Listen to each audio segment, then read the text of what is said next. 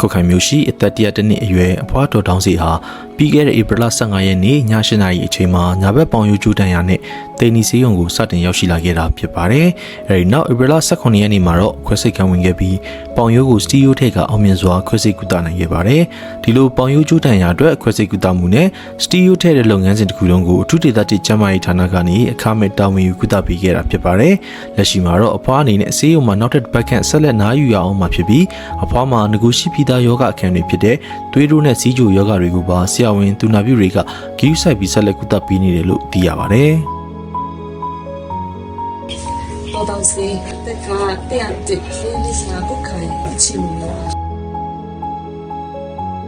မင်းကထိုင်ခုံပေါ်မှာထိုင်ရင်းနေပေါ့ထိုင်ရဲ့ညနေပိုင်းတော့မှတော့အပြေအင်းရဲ့အပြေလမ်းကြောင်းမှာထိုင်ပြီးတော့ပြန်ထလာတဲ့ချိန်မှာခါလေးထိုင်ချတယ်တော့ချိန်တော့ခါလေးပြေတော့ဆက်လေးရဲ့ဘယ်လိုလဲတဲ့ပါတော့ဒီပေါ့နော်အစားတော့အိမ်မှာဆိုရင်ညဆိုလို့ပြီးတော့အော်ညစပြပါရညရေးစီပြလာရခိမကျွန်တော်ကနေထားတဲ့လေလာဆိုတော့ဒီစီပြတော့ရှိတာလေရဲ့ကျေးဇူးတင်နေပါတော့ဒီမှာစိတ်ကိုကိုယ်ကိုတော့ချုံခုတာဒီရတာသူရဲ့ကျေးဇူးတင်နေတကယ်တော့စိတ်ယူလာကျွန်တော်မရောက်ခဲ့လို့ရှိရင်အတူရဲ့ဆိုင်မျိုးဖြစ်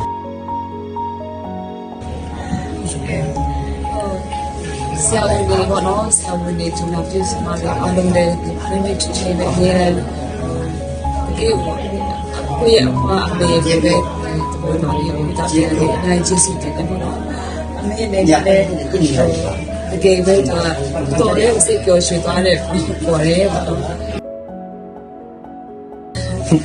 โอเคအမေကလည်းပြောချင်တယ်ဒီမှာဆိုလို့ရှိရင်ဆေးရုံရောက်တာနဲ့တော့လမ်းလျှောက်နိုင်ပြီးတော့လမ်းလျှောက်နိုင်ပြီးတော့မျိုးလေးနဲ့ပေါ့လမ်းလျှောက်ပြီးပြန်ပြီးတော့